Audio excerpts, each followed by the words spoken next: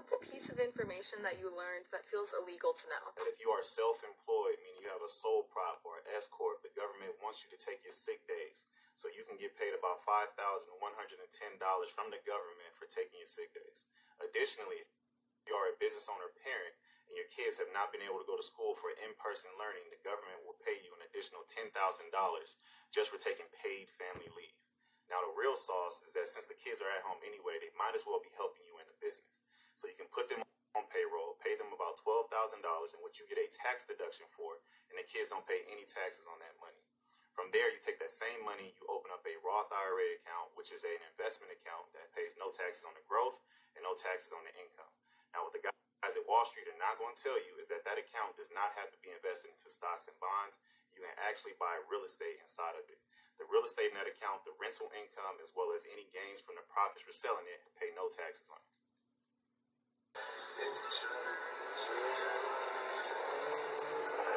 Guys at Wall Street are not going to tell you is that that account does not have to be.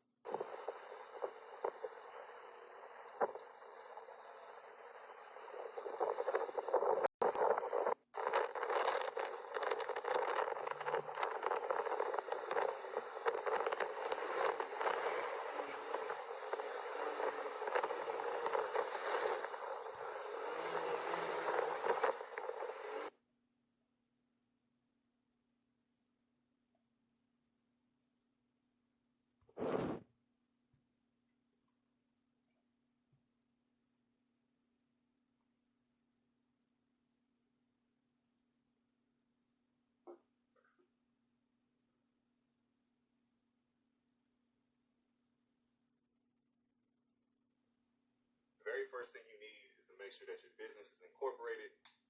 It could be a C corp or an S corp. Now, the difference between paying your kids this way and the last video that I showed is that we're not going to do a 1099, and we're also not going to do a W-2. The major thing we're going to have to do is pay a management fee to a sole prop that you set up, which is called a family management company. You can get this done anywhere. Now, the key thing to do once you've actually set up this family management company is to transfer the money, that management fee, to the actual bank of where your kids' accounts are. And then from that bank account, I don't know how many kids y'all have out there.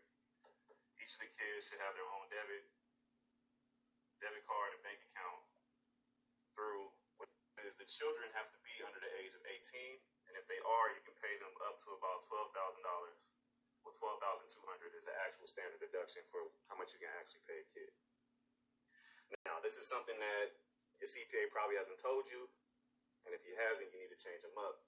It's through all of this, you've gotten a tax deduction. Let's say you've paid $12,000 for each kid. It's $36,000 that you got a tax deduction for. You paid to a family management company, and then it's shuffled down to a bank in which you paid your kids. What they can now do is fund their own retirement account with tax-free money. $36,000 that you would have paid to the IRS goes to a family management company, to your child's bank.